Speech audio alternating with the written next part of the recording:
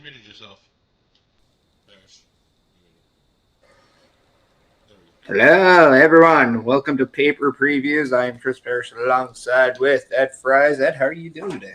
I'm good. I'm ready for tonight. I didn't realize it was tonight. It's been a busy week. I'm getting prepared for a show tomorrow. I thought this was next weekend, so thought I had a lot of time for this. Turns out I didn't. But it's going to be a good show, and I'm very excited for it.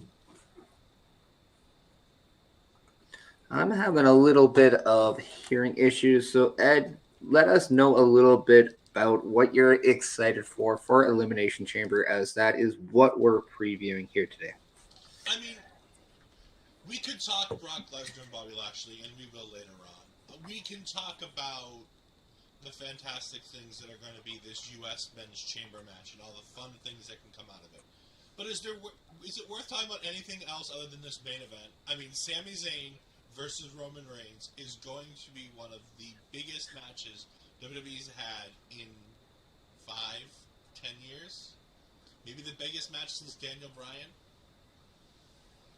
Now, I wanted to ask you, do you think having SmackDown in Montreal as well as Elimination Chamber tonight takes away from that hometown pop that we could have, or is that just a little bit of too much thinking into it?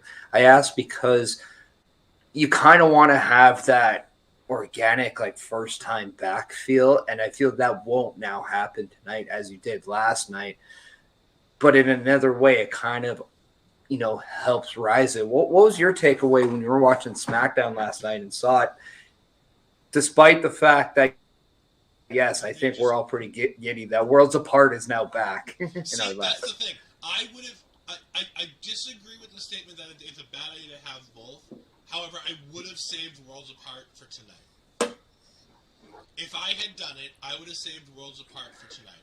I would have had him come out to his normal music last night and get the hometown pop.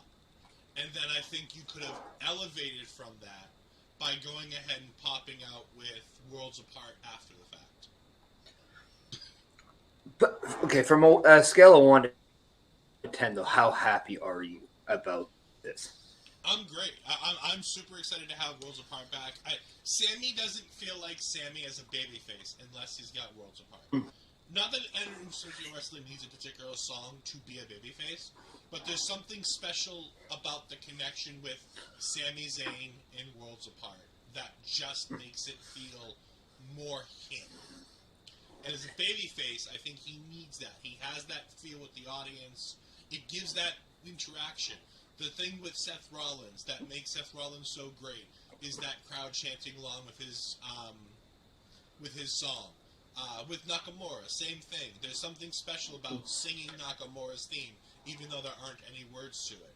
I think saving Worlds Apart for tonight would have given you that monster pop that you want before he gets ultimately destroyed. Yeah, and I think there is something about an aura that is like the moment of the big show. Like, I remember like CM Punk when he was in Money in the Bank in Chicago, where you had that moment that you can't replicate. But I do feel it's going to be very similar tonight in Montreal with Sami Zayn. And now maybe there's that expectation, because the one thing I did hear at SmackDown, there was that pause because he does have the same intro to both versions of his theme song. But I think there's a lot of, like, happy people when they were able to say, let's go. And a lot of people in Montreal supporting of our local establishment out there with all the LA chants. So we just definitely want to send our admiration to the city of Montreal. We appreciate you very much. But yeah, no, like you said, a good theme song. When it fits, it fits. That is exactly why over here at our local establishment, we direct you to rogueenergy.com, because we know a good fit when we see it. And if you go to rogueenergy.com, you can get whatever you want in terms of hydration, whether it's their new flavor, the strawberry bubble gum, whether it's one of my favorites, the strawberry watermelon, or What about your? No, you love the I watermelon, love the don't you? watermelon. I'm Yeah, a big I love the watermelon fan. strawberry kiwi. I'm all over the map because there's so many flavors to choose Mel from. likes that orange one too. Yeah, and who doesn't like a good old rocket pop once in a while? One of their top selling flavors. So, yeah, make sure you go to rogueenergy.com. Use our promo code OLE Pods because we don't want you spending full price. We want to save you about, say, 10% of your order, and that is what you can do by using OLE Pods. Um, so yeah, anything right before we start into the matches, Ed? Anything that you would like to kind of say in terms of what you were thinking? I know Basser, by the way, thanks for coming in. He's a good day for wrestling boys in PPW in Saskatoon tonight with Bobby Munson, Papa Smokes, and all the fine wrestlers. Yes, that is very Yeah, true. Hopefully, thank you, they have a Bobby. great show tonight. Yeah, I was Sorry. gonna say I'm very excited for Papa Smokes and Bobby Munson. I know they got a big show tonight with PPW. We got Elimination Chamber. We're talking Elimination Chamber. We can't Mm-hmm. forget about Battle of the Valley, so make sure you go ahead and check out Andre and Melball because I know they'll be talking all things Battle of the Valley coming up at some point soon. Yeah. But you got some big matches there with Jay White's potentially last match in New Japan against Eddie Kingston. You've got Mercedes Monet versus Kairi Sane. I mean, you got all kinds of good stuff on that show. So definitely make sure that after you're done watching Elimination Chamber and after you're done watching our post show, go ahead and, turn off Twitter for a few hours and go back and restart New Japan's Battle of the Valley because that's going to be a great show. Yeah, and just also to let everyone know directly following Elimination Chamber, we're back right here on our local establishment on the Twitch, on the YouTube with paper reviews, not to get it confused with paper previews. I don't know how you would. It's not like they rhyme or anything like that, or they look the same in any capacity. But yes, we will be recapping Elimination Chamber. But before we do that, let's start previewing Elimination Chambers, shall we? And I'm going to start off with probably the match where I feel will start off the show, and I'm basing this simply because the men's Royal Rumble match started at the Royal Rumble. I'm going with the women's Elimination Chamber match, where we have for the number one contendership for the Raw Women's Championship, we have Carmella versus Nikki Cross versus Raquel Rodriguez versus Asuka versus Liv Morgan versus Natalia. Ed, who do you have in this match, and what is your expectations of this match?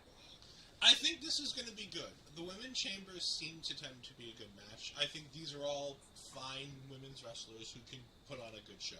I mean, you've got a ring veteran in Natalia. You've got a ring veteran in Natalia and Asuka. You've got people like Liv Morgan who have just been improving over and over and over, getting better and better as she goes. I think this is going to be a great match. But I think you got to give it to Asuka here. I think Asuka's probably the likely choice to win this match. She's got the new theme, which I don't like. She's got the new, look, which I think is a much better, more Kana-like feel to it, which I think is great. If they turn her slightly heel, just flip her a little bit and make her a little ultra aggressive, and they make her a little bit more badass, I think she'd be the perfect person to dethrone Bianca Belair because Bianca's had a hell of a run going through this last year, and I think it's about time that she gives back a little bit and maybe gives up that title for a little while so that somebody else can have a little bit of a run. You're muted. Just in coming into Raw, we've been seeing a lot of push for Asuka. Since the Rumble, there's been a lot of heavy push in the favor of Asuka. Whether it is the new theme, the new look, whether you're a fan or not, one could say that she is becoming a tad more aggressive than what she was prior to this character switch. And we're kind of seeing some back and forth of what's going on with Liv Morgan. We're seeing a return in Carmella. There's always a wild card in Nikki because we just don't know where she's coming or going. Somehow she's always linked to Candice LeRae. So I'm kind of looking at it. Okay, who's the best fit for Bianca Belair? I no longer believe Bianca Belair is going to lose her Raw Women's title at WrestleMania unless something big happens. But I'm going to throw a wild card out there, and I'm going to go with Carmella, even though I think the safe bet is Asuka or Liv Morgan. I'm going to go with Carmella on this one, although I don't want to count out Raquel Rodriguez because prior to the Ronda Rousey situation with Charlotte, it looked like Raquel Rodriguez was primed to go into a feud with Ronda Rousey over the SmackDown Women's Championship. Yeah, I mean, this match is full of potential. Like, I could totally see any one of these 6 women being in the Raw Women's Championship match at WrestleMania. I think it'd be funny if Nikki Cross wins this with the help of her husband. I think that might be a fun little thing. Have Dame overturn tonight and just try to break into the chamber. Because I think there has to be a break into the chamber moment today. I feel like there has to be. It's been too long since we've had one of those.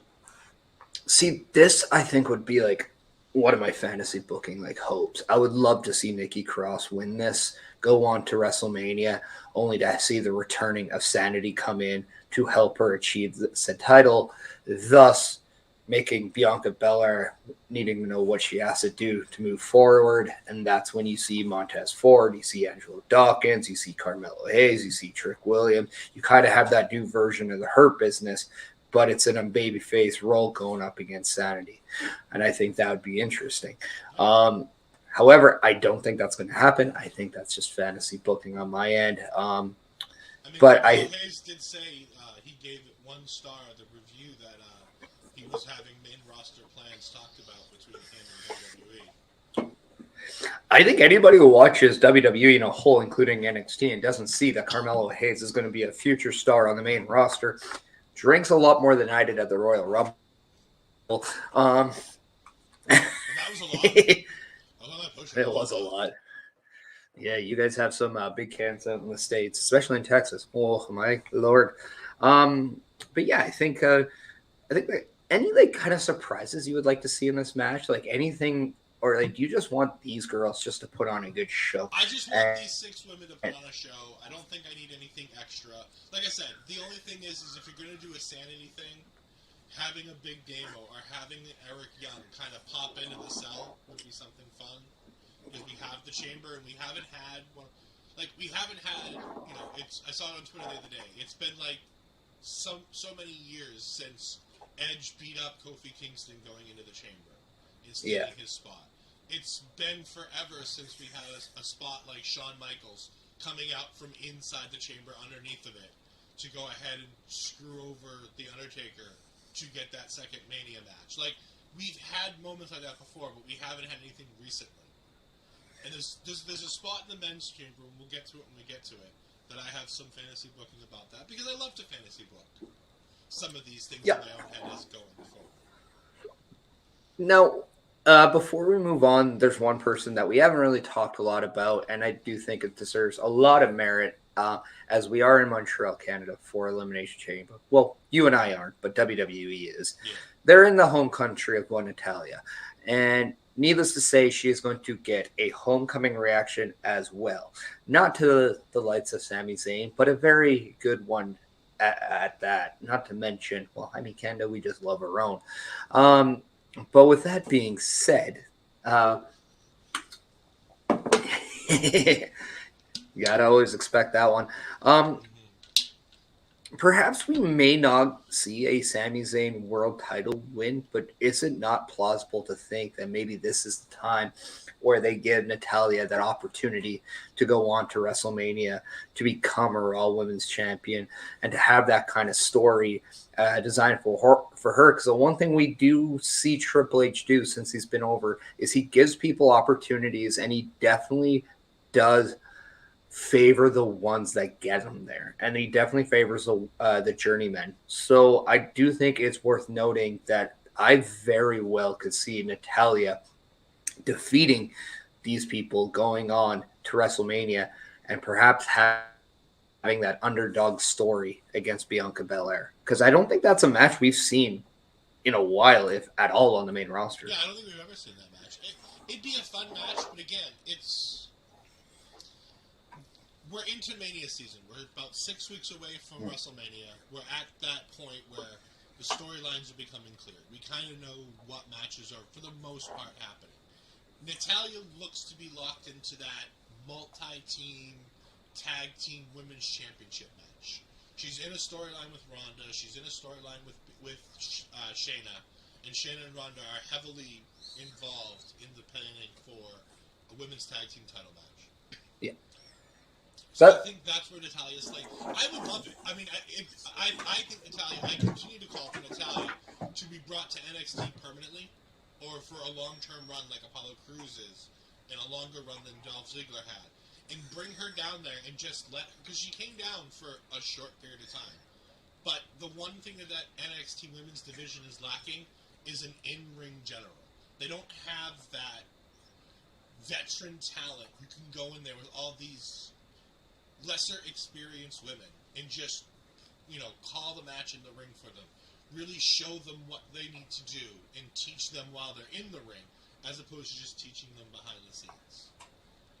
I mean, you can talk about it, about how it's, being in there with a younger talent. There's something positive about having a guy who's been in there for 5, 10, 20 years to be able to help that younger talent know this is the moment you break out. This is the moment you do this.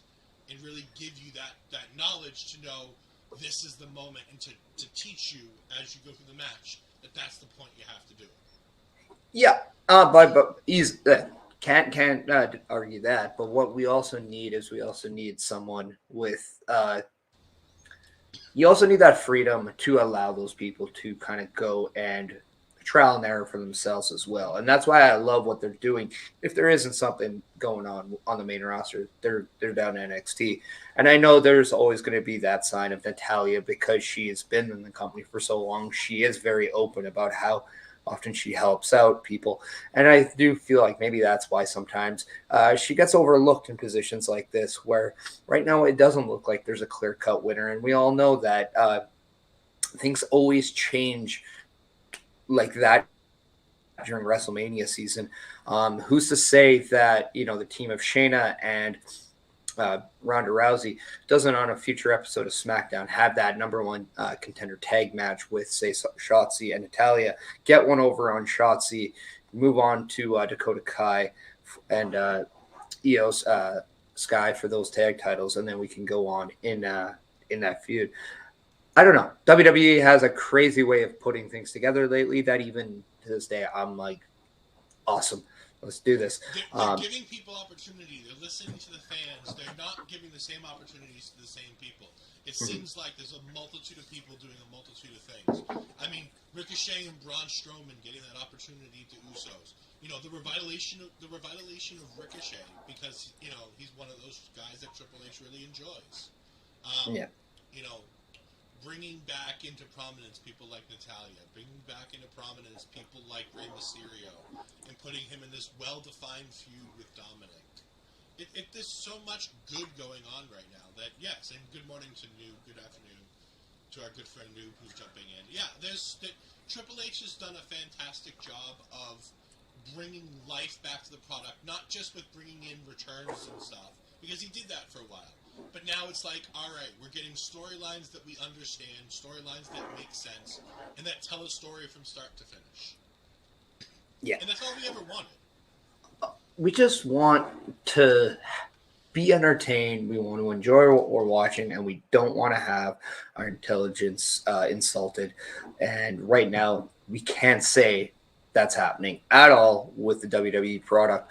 But moving into Elimination Chamber, I'm going with what I have pegged as match 2 of the night, and that is Brock Lesnar versus Bobby Lashley, as you see in the graphics here right now.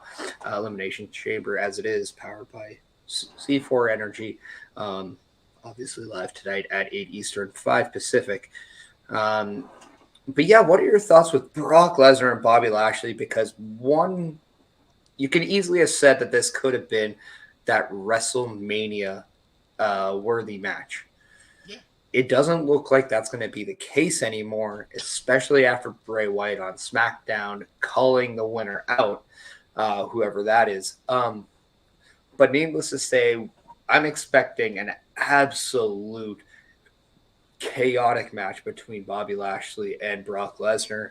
I don't know if we're going to see the result we want. I think Brock Lesnar in Canada, now that he does reside in Saskatchewan, is going to be the odds-on favorite to win this match by the people.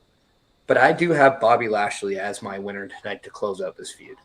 Yeah, I mean, You say, we're not going to get the winner we want. I honestly don't. It doesn't bother me if Brock wins this match because we already had Bobby beat Brock. Like, we don't have to have Bobby prove that he can beat Brock again. We've already had that moment. I'd be more than happy with Bobby Lashley winning. I think that tells a much better story. Or Bobby Lashley, as the graphic shows. I think tonight is the return of the Hurt Business. You brought it up, with Bianca needing to get a Hurt Business of her own. I think that it's more entirely possible that we see the return of the Hurt Business in its normal, naturalized form. You've been seeing, bits and pieces here and there behind the scenes, well, in the back of shot, of MVP talking to Shelton Benjamin, of MVP talking to Bobby Lashley, of MVP talking to Cedric Alexander. I think we get the return of the Hurt Business. I think it makes sense tonight that Hurt Business comes back together. And I think that Bobby Lashley wins this match. And that Brock Lesnar and Bobby Lashley, I think, regardless of what happened on SmackDown, that Brock versus Bobby happens one last time at WrestleMania in some kind of a specialty match. That's where I'd go with everything. Yes, and I'm very happy you talked about the Hurt Business because that's exactly what I was thinking as well. We finally see the new formation of the Hurt Business, who I am curious to see what is going to be. I know it sounds like it's Cedric, it's Shelton, it's MVP, and Bobby, possibly Omos as well. That's probably penciled in to be the safe bet. I really hope that they do something and add the Street Profits instead of Shelton and Cedric. But that's a conversation for a different time. I honestly believe the moment we saw Brock Lesnar and Gunther at the Royal Rumble was the light bulb that creative needed and say, that's our Intercontinental title match at WrestleMania. If not a four-way with Sheamus and Drew McIntyre.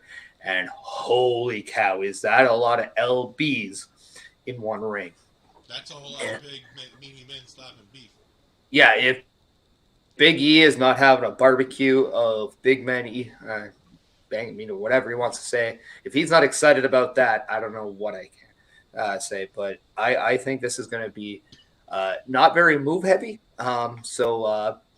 Yeah, you won't find this match on Dynamite, but what you can find in this match is maybe in an octagon, because I think this has been more suited to be a fight than it is a wrestling match. Which I think fits these two guys. Like, I think Bobby Lashley and Brock... The one thing, Brock Lesnar has made these light moves, big impact matches feel bigger than they are. Because unlike some other people who think that Rihanna's performance was terrible at the Super Bowl Goldberg... I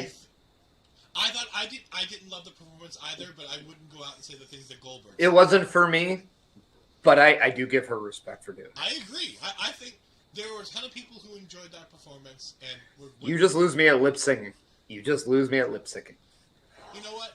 She went out there, she performed. Some people loved it. Good for you. Some people didn't like it. I also wasn't there to watch Rihanna. I was there to watch the Eagles lose, and I was happy, so I'm not going to say anything negative. But, Goldberg makes these matches feel small and unimportant when you have these move matches. Whereas when you watch Brock Lesnar matches, and even if they're a shorter match with just a bunch of big moves, that Drew McIntyre match at WrestleMania in front of the empty crowd felt big. These Brock Lesnar small move matches just have something special to them because Brock Lesnar is special. Because he brings something out. We all forget, though. He also did go, 30 minutes with Roman Reigns at SummerSlam with the tractor? That had to be one of the unexpected greatest moments you could possibly have seen. It was so amazing because for the first time in the modern era, we actually saw something in WWE that not only shocked us, surprised us, but was completely different and new. And it was absolutely amazing. Speaking of things that are amazing, we love our fans. We're going to go back a little bit, even though we've already talked about this match. I was about to go there right after we finish this. Jumping in. I believe that Asuka's winning because she's been an afterthought for far too long, ever since she lost to Charlotte Flair 5 years ago at WrestleMania. And I hope that these character changes are not just that the story for these character changes of Asuka and Charlotte Flair for a reason. I agree. I think Asuka has been on the back burner for far too long. I agree. Noob is if you don't know Noob is a wonderful person who's a huge fan of Asuka. He always supports everything that she can do. I think that she has all the potential in the world. And Triple H giving her a new coat of paint. Giving her just literally a new coat of paint. A new face mask, a new song. It's not a huge change to the characteristics of Asuka. It's bringing out a deeper, darker Asuka with new face paint. That's really the only change that they've done. And I think that can be just what they need to do. Because she's ultra talented in the ring. And a match between her and Bianca Belair on the biggest stage of them all is something to be celebrated. Yeah, and I would have zero issues with Asuka winning because I do believe that she brings in a believable competitive feel that I don't think the others, maybe Natalya does, but I don't think you have that as a I don't think you look at Natalya in the same light as Asuka in today's landscape of WWE. But what I do think of Asuka, I do think she is not only a Hall of Fame talent, I do think she is one of the best going in today. I actually peg her and Mickie James as two of my best in women's wrestling there is. Maybe not 1, 2, but they're definitely up there in that category. They're amazing coming in saying, "Hey, hello, how are you doing? Glad to see you. It's been a hot minute." Happy. And again, we want to talk about while we have coverage tonight for Elimination Chamber, we're talking all things Elimination Chamber. We got our friend Mel Ball Collins here in the chat. Her and my tag team partner Andre, who I tag team with on Marvel Talk, are going to be talking all things Battle of the Valley very soon on their YouTube channel. So make sure you go ahead and give them a follow because Battle of the Valley is going to be a great show, and they will be covering it sooner rather than later. Yeah, and I just kind of want to go back into the Bobby thing. Yeah. Like just and the Brock thing. The one thing I think would be absolutely cool to see would be kind of like a battle of, I'll say the beasts for right now because they are kind of both. What if we were to see the Hurt Business come in and help Bobby Lashley, but this is the time where Shelton and Cedric, maybe they have some issues here. They get replaced by the Street Profits, but because of Shelton's friendship with Brock, they align with Brock. And we can go. Yeah, I don't know because I do believe that this is a feud that doesn't need to necessarily end. But my God, I would also love to see something with it. I just can't fathom seeing Brock Lesnar with another loss. And I do think maybe a loss for Bobby actually might make more sense to form this Hurt Business because it might change his thoughts about doing it. But I don't know. I just think right now you got to go Bobby. And I think the Hurt Business coming back as a thing makes a lot of sense. But I don't know, man. It's Brock Lesnar. You can never doubt him anymore. The one thing that Brock has done is lately Brock has been very open to making sure that he takes his star power and gives it to other people. It's not just about Brock taking everything for Brock anymore. Brock isn't out there solely for Brock. Brock's been out there to help Roman look good. He's been out there to help Bobby Lashley look good. He wanted to go out there and try to help Big E look good. We're going to skip the Kofi thing because that doesn't apply in this discussion. But for the most part, Brock has been out there to help elevate other talent, as opposed to what Brock used to be, which was what's best for Brock, how does Brock fit in this story? And I think that's a big piece of the Brock Lesnar character that's made him more likable and made us enjoy his performances more, is because he's out there giving more to his opponents to make the matches feel important, so that it's not just, oh, Brock comes back, Brock wins.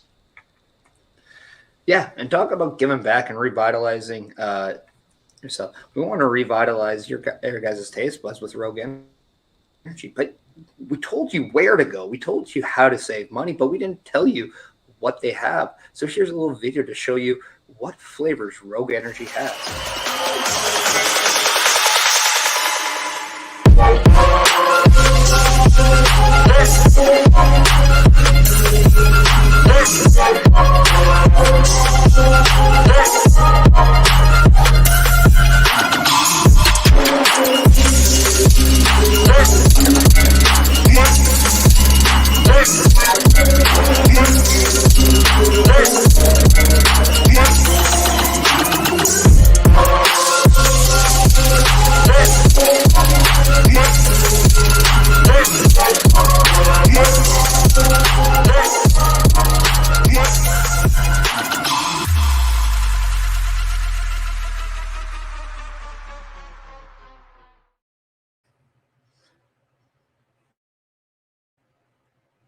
Turnbuckle Studios giving it a big heck yeah. Number one. OLE, number one.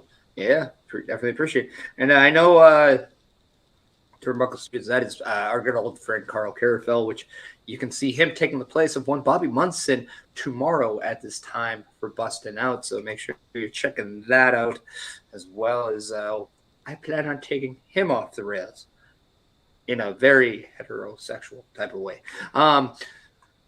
But moving on, talk about not heterosexual. We have the next match, and I talk slowly because it was an awkward segue. But I have Edge and Beth Phoenix going up against Finn Balor and Rhea Ripley. As I'm gonna just show the thing here in 1 second, and there it is. Yep, that I stole off the internet. Not gonna. But yeah, so I think that it's huge. Go big or go home. Carlson, happy to say I am feeling better yesterday. I felt like a bag of dog shit.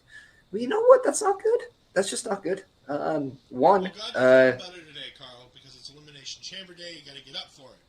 Yeah. So we're glad you're feeling better today. It's Saturday Olay Day. I don't know. I tried. Yeah.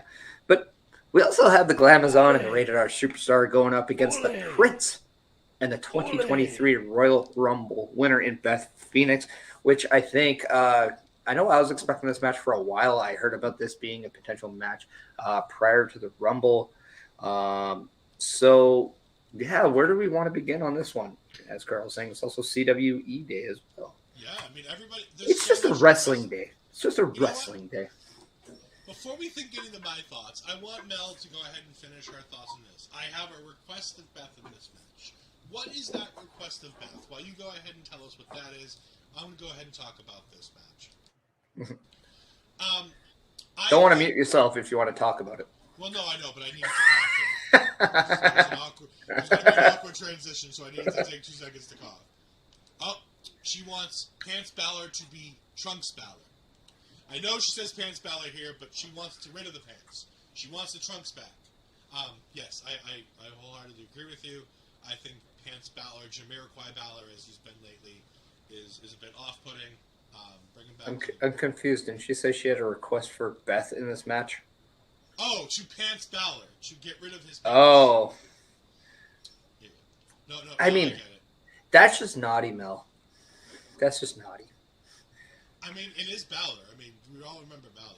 I mean, it sounded like her Valentine's Day went a little bit crazier than Rhea's and Dominic Mysterio's, but that is on a different conversation. But let's talk about this match because it is a grudge match. It does definitely feel like this could be a transitional match in the feud of Edge and Beth against the Judgment Day, who also do have Dominic Mysterio in the corner. I believe Damian Priest will probably be a little busy with his upcoming match. But, yeah, your thoughts on what to expect? I'm super excited for this. We finally get to see Beth and Rhea in the same ring doing the graps in a match. It's about time in this story. The story feels like it's taken forever to get here. This is the end of Rhea Ripley in this story, I think. I think Rhea Ripley is done with this story going forward. As she moves on and moves towards Charlotte Flair, that she takes a side seat in this one. And I think that any future matches, which I think we have one more at WrestleMania between Edge and Balor, is going to be taking place at WrestleMania. But I think this is the end for the Rhea portion with Beth. And I think Rhea Ripley gets the win here. I think the way that you do this is you have Balor and Dominic take out Edge, and I think that Rhea Ripley goes ahead and hits the Riptide in the 1, 2, 3 in the center of the ring on Beth Phoenix, gets that big win. She doesn't need it, but it'd be nice to have that cannonball of momentum going forward to Charlotte Flair, to have Rhea win this match, and to have her be the one to get the pin. So I think that's what I would want out of this, is to focus on Beth and Rhea and less focus on Edge and Balor. Yeah, I have a strong expectation that we're going to see Dominic Mysterio try to cancel out Dominic Mysterio in this match as much as humanly possible. As much as I understand that there's a thing with Karrion Kross with Rey Mysterio, I just really I'm finding it hard to invest in because this is right around the corner. And for that reason, I don't know if there's going to be much payoff. But again, like I think we're gonna see that. I don't know if Damian Priest will be at that match. I can't fathom to think he won't be, but I just don't expect it because of the way I have this match positioned. Because I do have that U.S. title match after this, obviously. So yeah, you said you have Rhea Ripley going over, and I do agree. Although I have a feeling we're going to see, in a weird way, her get that on Edge and not Beth. I have a feeling we might get Beth versus Rhea following WrestleMania. We might see Beth going up again. Yeah, so, like, I don't know. I could be wrong. But at the same time, I think they're going to save that one-on-one match and have a payoff with it. And then with that also happening, you're also not, doing anything with Edge and Finn, which I believe they're going to go on to WrestleMania with probably a big stipulation match. I'm going to say probably Hell in a Cell. Yeah. I was going to say the same thing. Edge needs to be done with Judgment Day in the very near future. Like, they shouldn't go past WrestleMania with this Edge. I'll say April 2nd, it'll be done by. Yeah. Because if it continues again, like, this is... We all know this. Edge is retiring soon. He said that next year is probably his last year. Probably doesn't mean absolutely. No, but he did make that announcement in Canada after the show went off the air that he was going to come back to Canada and have one more run, and that was going to be it. If this is the last year of Edge in the ring, there are matches we need to have that Edge needs to have, and he needs to be done with Finn. We've had this go on for a while. Edge has done everything he needs to make this happen. He's put the rub on these younger out talent. He's gotten them over. He's made the Judgment Day feel like a big deal. It's time to end the Judgment Day versus Edge stuff and let Edge go on to something else going forward, because he's not got a lot left in the tank, and there are more matches that I need to see from Edge. Yeah, no, like I think from a fan aspect, yeah, you're absolutely right. You want to see some more fantasy matches that maybe you didn't think you were going to get when Edge wasn't around, but now that he is, you're like, okay, let's get these done. And that's why I think if given good storylines, if given good matches, given his body, we might see that. I'm probably going to call it a career, kind of just extend to some of these have done. We've seen that in the past with other people before. But yeah, I think a statement win for Rhea makes a lot of sense. You got to have her looking absolutely strong going into WrestleMania. She definitely looks like she's the kind of that, I don't want to say like Hitman or that muscle, but she kind of really is that X factor in the Judgment Day. I don't know. Like when I see Damian Priest in there, I kind of give him that muscle. I think Rhea Ripley is the X factor. She is definitely that. That hidden ninja in the Simpsons episode that hasn't done anything, but will do something big. She's more like that, in my opinion. She's not necessarily like the big guy that's gonna like boom, boom, boom, but she does have the capability of doing whatever she wants at any time she wants, and I think that's important. But in the storylines that she's been involved in with this group, it's always when she's the one, like when they need a big spot or when they need that moment, it's always been Rhea that pops in. I remember with the Usos, when they had the Usos going on, and all of a sudden Solo's like, I'm going to fight people. And he's talking to Mysterio. Mysterio's, all of a sudden backed off. It's Rhea who steps up. And it's that Rhea versus... And that's that moment where... And that's why I think that she's the heavy of this group. Is because of that. In the storylines, it's every time they... She's their China, right? Like, that's it. I mean, there's been those comparisons. She kind of really is that. It's just... It's really hard for me to say anybody's the muscle when you do have somebody bigger than that person in that group. But needless to say, if there was a mixed match challenge going on, I'd be hard pressed to find a team more dominant than Rhea and Damian Priest. And I think we can just say that because in the past, we've seen Damian Priest lend Rhea Ripley his pants because she didn't have hers or had her gear still in, and they fit like a glove. So it's like, okay, this is insane. Anyway, keeping on the match, I'm having a hard time pick apart like a moment of this match, but I do think a moment that I think would make a lot of sense is how Rhea gets her win, whether it's a tactic, whether it's something. I think her getting the pin on Edge is a big thing. That allows Finn to make fun of Edge moving past Elimination Chamber and saying, don't worry about beating me. You can't even beat Rhea Ripley. And then we can go in that point. And I think that's you can easily say a win for Beth or Edge. Done, right? They both go their own ways. But something has to happen to have that Hell in a Cell match. Something has to happen to still want that Beth and Rhea match later on.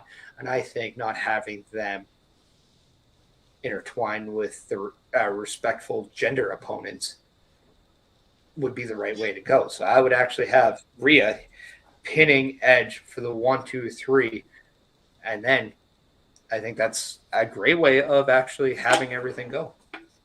Yeah, and that's only if they don't have men on men, women on women, and they actually allow the. They always say the only thing that you might have a problem with is this is WWE and not Impact, and I think that they're going to put a kibosh on allowing the pinfall to take place like that.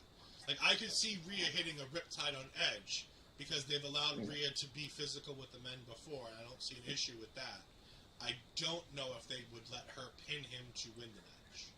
But, listen, everything about this card, there are some great matches in this card, but it all pales to the main event. Everything about this card it's like one of those old UFC fights where you have all these matches, and they're good, and you want to watch them, and they're going to be fine. But at the end of the day, when this card is over, everybody's only going to be talking about, on our post show tonight, we're only going to be talking about one match. We're going to have to kind of rush through everything else because we're going to spend 45 minutes talking about the main event. So as much as I want to talk about Edge and Beth versus Rhea and Finn, I want to go ahead and get to this U.S. title match so we can get to that main event.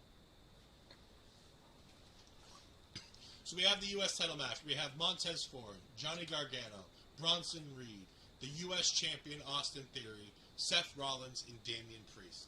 This is going to be a barn burner. I am so excited for this match. Again, I know I keep saying I'm paling in comparison to the main event, but this match has so many fun storytelling aspects coming out of it. Because in my mind, I can't get past two potential winners in this match. Austin Theory and Seth Rollins. For me, are the only two I think that could win this match. And for two very big reasons. How fun would it be to have in a main match with the video game coming out, with John Cena being the cover star, John Cena versus Austin Theory for the U.S. title? That would be great. But you know what else could be great? Seth Rollins versus Logan Paul for the United States Championship. And allowing Logan Paul to get that title and bring it to YouTube and bring it to media events and bring it to places like the Super Bowl where you had footage of, outside of WWE, you had them playing footage of Logan Paul versus Roman Reigns.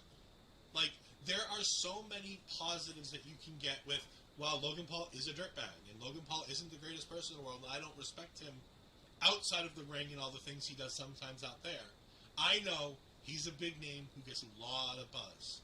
And it might not be a bad idea to give that guy the U.S. title, especially if you're going to be bringing the U.S. title, the world title, back to Raw post-WrestleMania. It just sounds like you're primed up and ready to give Logan Paul everything. But, see, I'm going to give a name that I think not a lot of people are expecting. I think Damian Priest should definitely be considered a favorite just because of the Judgment Day. And I think that has a lot of bearing to do. And I think that actually is somebody that makes sense of someone that we're not thinking of. And then I go to a Bronson Reed. And what better way to cement him as kind of a new dominant force in WWE than by a dominant win in the Elimination Chamber? I really, as we want to say G. Just want to make sure it's out there. Rogue is better than Pride. Just hey, we don't write the scripts. We keep those in the NFL. But nonetheless, I do think Austin Theory retains his title tonight. I don't, or today. Like I just do not believe he's losing that. I think the story of him and John Cena is just so good that you have to have that. And I think both men and their careers have always revolved around the United States championship. So I just think it's such perfect symmetry in that way because of the comparisons between the two. And how can you not just keep it within that? Seth Rollins versus Logan Paul doesn't need anything. They just needs some in-ring build, and it just needs some of that. And they're definitely competitors that can do that. I'm just here at that, saying if you're going to try something different, let's go different.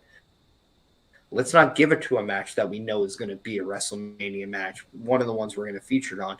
Let's make another superstar, a main event caliber marquee. And I think Bronson Reed and Damian Priest are two of the best. Yes, I'm not forgetting Johnny Gargano. I understand that. But I also don't think the U.S. title is something that's going to just elevate him overnight, whereas I would think it does a little bit more for Damian Priest, who would be the first man or first competitor to bring a championship to the Judgment Day, or Bronson Reed, who would absolutely then set the stage on fire by dominating and having that match. All he's been doing is just running through his competition. Who's to say the Elimination Chamber is not primed for Bronson Reed to just do whatever he wants, kind of the way Shayna Baszler did it a few years back. Yeah, there's so many different routes that you can go with this, and there's so many different people who can go ahead and get a big win here that there's just so much going on. I just think that the storylines with Triple H's idea has been shorter shows, less matches, more involved matches, so maybe the matches get more time. As opposed to putting 12 matches on a night, Triple H is going to go, we're going to have 6 or 7, and we're going to do 3 or 3.5, maybe 4 hours at most. And we're not going to overburden our fans with these long shows. We want to keep them short, we want to keep them sweet, especially when you got 2 nights.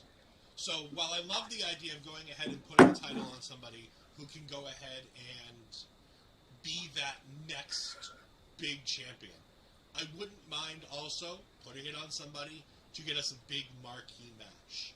And I think Austin Theory versus John Cena sells itself, especially if you make this a career match. If you have Austin Theory going out there and being like, look, you talk about all these big losses you've had in your career. None of them are going to be as big as this one, because this is going to be the one that ends you, John Cena. And what if John Cena just walks away from everything, and you have Austin Theory standing over John Cena, and John Cena says goodbye to the WWE Universe? This is the perfect time. He's got the game coming out. He's the cover star. He's the star who's going to be involved in the showcase mode. It makes perfect sense to intertwine him in a wrestling match. Austin Theory makes that sense. And what bigger rub would it be for Austin Theory than to be the one who retires John Cena? And we can't forget the man, Montez Ford, is in this match. We haven't said much about him. I do believe he is going to give us a moment that we will not forget in this match. I think that is safe to say. But yeah, given the fact that he is just in a tag team as well, I think this is just a matter of seeing if he can give us a good individual performance and seeing if there is star power on his own. I don't think he is my pick to be the first one eliminated from this match. I don't think I'm he's the opposite. I think I have him in the final three until I think you get down to Theory and Austin at the very end. Theory and Rollins at the very end. I wouldn't be shocked to see Rollins either out first or all the way to the end. I just have a feeling we are going to see one of those Bronson Reed quick eliminations, and I think you're more prone to not do it with Gargano first. And I do think it's going to be a babyface right away. I can see that, yeah. But there's a lot of things to go in this match. Like, there's a lot of ways this match can go. You got 6 guys in there, and you got guys that you could foreseeable see as a champion. All these guys are championship material too. By the way. I am going to say it. I want to see this match start with Seth Rollins and Montez Ford. Yeah, I'd be down for that. And then if Montez is your first out, okay, I understand it. But give him some time. I definitely will be on that wavelength. Speaking about giving time, I think now that, I mean, what more can we say? It's why we're here, people. It's why we're here. Say, it is time for the main event. I mean, it's really why we're here. Yeah. So make Sami Zayn versus Roman Reigns for the WWE Universal Undisputed Heavyweight Championship of the world. Watch. All right, we're done. Bye. It just happens to be in Montreal, the hometown of Sami Zayn, who also brought back his ever popular theme song, Worlds Apart. It's the, could this be the end of the bloodline, or is this just another stage where we're just like, oh my God, I can't believe this amazing story is still continuing, and I just can't believe, are we going to see anybody get involved? Are we going to see the return of KO, who hasn't been on TV since the Royal Rumble, who got absolutely beat up, that Sami Zayn decided, I'm not going to hurt by standing with a steel chair against Roman Reigns. Oh my God, like, what can we say? Because I just ranted for a bit, but I thought it made sense. No, but I mean, you've got everything revolves around what does Jey Uso do tonight. Like, I have a feeling Jey Uso is in Montreal tonight. I have a feeling. I have a feeling he's there. I know that the Usos were told last week to not come to, the Tribal Chief told them not to come to SmackDown because you see more on TV than you do in real life. Which I thought was a really cool idea from Paul Heyman. A nice little line from all the through lines of the things that you would see on TV that you wouldn't see in the arena. I think the most logical scenario makes the most sense. And as much as people want this to be a triple threat match, and as much as people want Sami Zayn to win here, and how great that would be, this Sami Zayn story isn't Daniel Bryan. This isn't somebody being kept down by the company away from the World Championship. This is a well-told, months-long, long-term storytelling that we've always complained the WWE has abandoned and not focused on. The storyline in the Sami Zayn bloodline story isn't the connection between Sami and Roman. It's never been Sami and Roman. That connection to the fans has been Sami and Jey. Jey was the one who didn't like Sami. Jey's the one who didn't respect Sami. Jey is the one who thought Sami was going to take over the bloodline and ruin the bloodline. And then when it came to the moment to beat down Sami Zayn, or to kick Sami Zayn out, Jey Uso was the one who stepped up for him. Jey believed in him. And Jey was the one who was most hurt when Sami turned on the bloodline. It was Jey who couldn't even stand with his family and beat up Sami, and he just walked away. It was Sami who said, I acknowledge you, Jey Uso, a couple weeks ago on SmackDown. Everything is built to the Sami and Jey moment. It would, as great as it would be to see Sami Zayn in Montreal holding up both of those world championships, there's just something special about Sami getting his butt kicked by the bloodline tonight and having KO make that save in Montreal, getting that pop, running off the bloodline, having that hug that we still haven't seen between Sami and Kevin after Jey Uso turns on Sami, and we get that tag team match at WrestleMania where Sami and Kevin dethrone the Usos and take those tag team championships at the biggest stage of them all in the main event of night 1 of WrestleMania. Because that's what I would book as my night 1 main event. I'm sorry to the ladies who deserve to have a main event match of WrestleMania one of the 2 nights. But I think that Bloodline main events both nights. I think you main event night 1 with with Sami and Kevin versus the Usos, and you main event night 2 with Cody versus Roman. I think we're going to see a Montreal screwjob attempt, but it's not going to be against the hometown people. It's going to be the hometown guys trying to do it to Roman Reigns. I have a feeling we're going to try to see it go the opposite way. My prediction in this match, I feel we're going to see a 1, 2, 3 for Sami Zayn, and we all believe he has uncrowned the 900-plus day Universal Champion, only to go back and have it reversed. Only to have that taken back from us. Only to have everyone just be like, oh my God, there is no way. And that is when you see Solo Sikoa be that guy that helps Roman Reigns retain his championship. Only then will you see, and I do think it's going to be Jey Uso who helps Sami Zayn get that opportunity. Only for then Jimmy to talk sense into him. And then post-match, we see Jimmy get Jey in there, and we see the shot that we can hear silence the crowd, and that is Jey Uso understanding that he is bloodline super kicks Sami Zayn as they start beating down. And then you hear KO come in, and that is when KO saves Sami Zayn. That is when you see the reunion between Sami Zayn and Kevin Owens. And that is where you see the official build-up to WrestleMania with Usos and KO and Sami Zayn. If they screw over Sami, I see riots happening. It's Montreal. They're always angry about something. Yeah, but it's Canadians. Y'all are too nice. Y'all ain't going to riot. You're going to politely riot. It ain't going to be nothing like a U.S. Hey, riot. there's never been a civil war in Canada. Just saying. Just saying. Yeah. Almost. And it kind of had to do with comeback. But, I mean, they're passionate people. I mean, that's the one thing. And I think that's going to be very heavily obvious tonight by watching Elimination Chamber that they want their guy to win or else. And yes, we saw Drew McIntyre not walk away with that same championship at Clash of the Castle. If they can do it there and nobody's upset about it, a couple months later, trust me, they can do it here as well. There just needs to be a little bit of, what's that word, Triple A? Oh, yeah, creative behind your idea. But yeah, if it leads to something else, if it leads to that moment that we've been just wanting, and that's KO and Sami to finally reunite, that can only be something worth talking about. But I do think we get very evident decisions.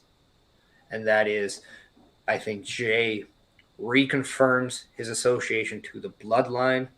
And I think we definitely see pure direction moving out towards WrestleMania. And I do think we're going to see a fake out attempt with Sami Zayn winning the championship at some point. Because I think that moment is something everybody needs to see if in due time that's the direction they do want to go with. Yeah, I mean, there's just... there's so much going on that can happen tonight. Like I said, there's the potential for the triple threat. Do they make the... Coming off of last night, in that crowd reaction to Worlds Apart, in that reaction to Sami Zayn coming home, in the way that segment went, does it put any doubt in Triple H's mind that we've been building to this tag team match maybe we put the titles on Sammy. But then, you know what? Do you know what happens? You just kick the can down the road of we inevitably have to disappoint all these fans, inevitably down the road. Because Cody has been built, and the story narrative has been told. And that's the story that's going into WrestleMania. And you have this great story with royal families in wrestling. The Anawaki family, the Rhodes family. You have these wonderful stories to tell between Roman and Cody. You can get to that with just Roman and Cody. You can still tell a compelling story with Sami Zayn in another path, doing something else, doing something with his best friend that I guarantee you, Sami will be more than happy to do with his best friend winning the tag team titles, because I don't think they've ever done that in WWE. I don't remember them being tag team champions together. I don't think either one of them has been a tag team champion in WWE. Kevin might have been with Jericho, wouldn't he? I don't think they were. They were both U.S. and Universal champion at the time. So I think that's something to also point out. I think too, because I believe the tag title is what is keeping KO away from being a Grand Slam champion, as Sammy has the world title and tag team title. So yeah, I think this is a night where we're just going to see a moment. We're going to see something. You have to be smart with how you build towards it. And the one thing that we can definitely admit and agree and acknowledge is that when it comes to building these moments, when it comes to executing these moments, when it comes to making sure these moments are as big as they want, Roman Reigns is also delivering at a level that we have not seen a top player since probably John Cena do. And if you want to go even before that, Rock, Stone Cold, Taker, maybe even Triple H himself. But yeah, you're getting into that level of a performer with Roman Reigns right now. And greatness on a different level. Greatness on demand is what I like to say. That might have also been a tag team in our local scene at one point. And by the way, we are correct. Sami Zayn and Kevin Owens have never been a tag team champions with each other. Kevin's never been a tag team champion, period. Like I said, I just think as much as I would love, the comparisons between Sami Zayn and Daniel Bryan are different. They're apples and oranges. Because Kevin Owens was somebody the company didn't believe in. The company didn't think he could be the star that they wanted him to be. And they kind of told that story on screen. The Sami Zayn story, you've gotten the fans behind him, not because he's not good enough. That's never been the case. And honestly, Sami's the only one saying that he's not good enough to be like the face of the franchise. The only person saying that is Sami Zayn. Mm-hmm. The company's never... And Roman. He's the face of the franchise, and he'll tell everybody that they're not the face of the franchise. But you know what I'm saying? Like we haven't seen the company purposely derail Sami Zayn. Sami Zayn has, since last year's WrestleMania, wrestling Johnny Knoxville, Sami Zayn has had one of the greatest years in professional wrestling. And there's no doubting that. With zero championships, Sami Zayn has made himself unmissable. This match tonight is a main event match because of the fact that Sami Zayn has earned it. There is so much love in this match, and there is so much goodness in this match. And you know what? Sami Zayn has done this, and to think, 12 months ago, Sami Zayn was wrestling against a guy from Jackass.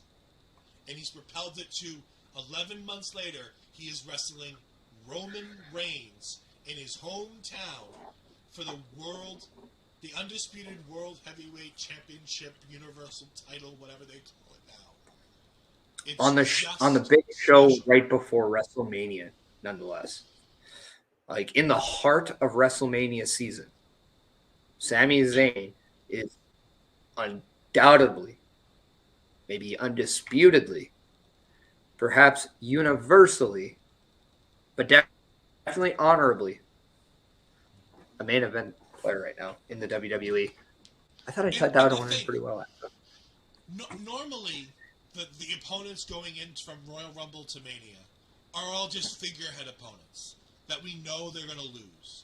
because we know the Mania match is set. The Mania match is going to be this versus this. Sami Zayn has made people believe that he can change the plan. You know, that we can get that triple threat match. Or, as we saw on Raw just this week, the story between Cody and Sami. Now, I think people say, oh, Sami did such a great job. I think Cody's been doing a great job. I think Cody carried that promo. I think Cody carried the promo the week before with Paul Heyman. Him and Paul went back and forth and had a promo for the ages. I would hate to throw away the backing that we're going to have for Cody.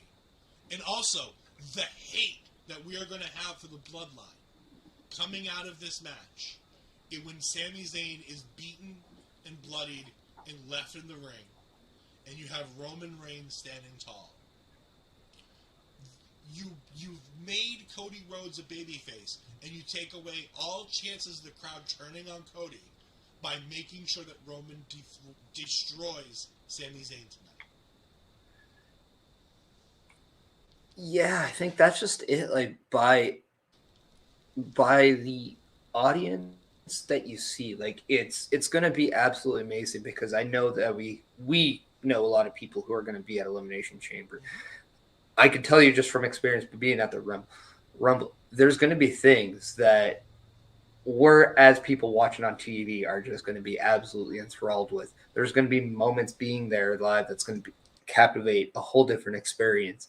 But the one thing that is going to be completely known is that we're going to see something that we just don't expect. We're going to see something that we absolutely need to know what's next, but we're going to see something that we talk about moving forward. And that is what pro wrestling really is all about. It's about that emotional investment. It's about that entertainment. It's about that engaging.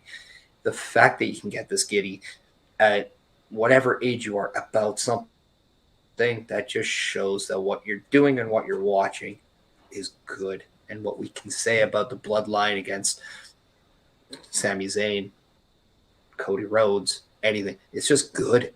And it's just good on different levels. I mean, we talk about Roman Reigns being on God mode. No, WWE, right now you're on God mode, because what you're presenting is absolutely second to none. Some of the best stuff I've seen in professional wrestling in a very long time. Kudos to you.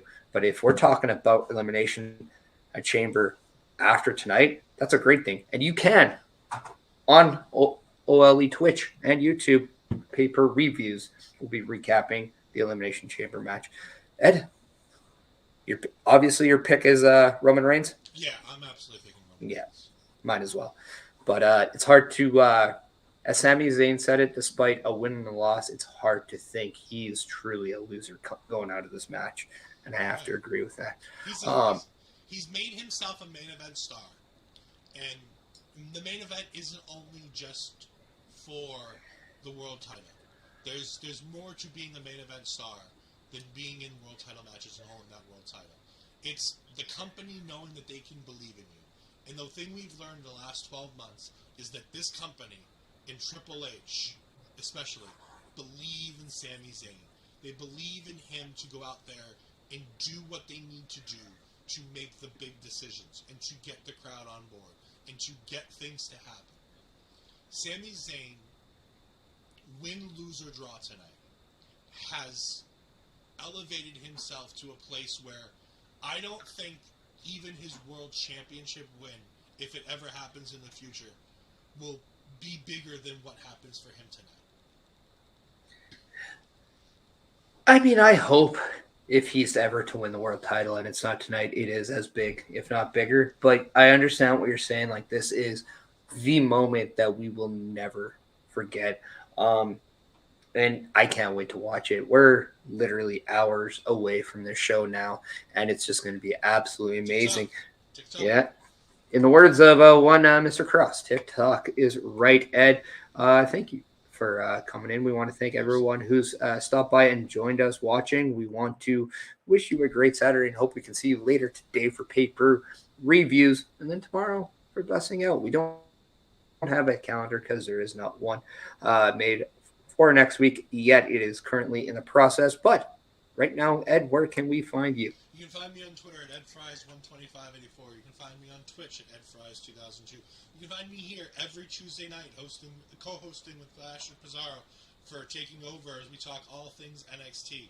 But tomorrow, you can find me right here on OLE Pods as we go ahead and talk Marvel Talk. As me, my co-host Andre C., and potentially our special guest Asher Pizarro are going to be talking all things Ant-Man Quantumania, the movie that has divided critics and audiences. What did we think of it? Did we like it? Did we hate it? Tune in tomorrow to find out. Yeah. A boatload of stuff here at our local establishment. And you can definitely follow me on the Twitter at Chris Parrish, Instagram at Chris.Parrish, the Twitch at the Chris Parrish, YouTube at Chris Parrish, but also making sure that no matter what, you're going to Twitter at OLE Podcast, Instagram at OLE Podcast, Twitch at our local establishment, YouTube at our local establishment. And for any questions, concerns, or even possibly hate mail, please check us out at olepodcast@gmail.com. If by chance you have any ideas, perhaps some wanting to be involved, that is the best way to get a hold of us. We want to take this time to say thank you to everyone who is spending their time with us today. We appreciate you, and we just want to bid you adieu. With paper previews. Enjoy Chamber, everyone.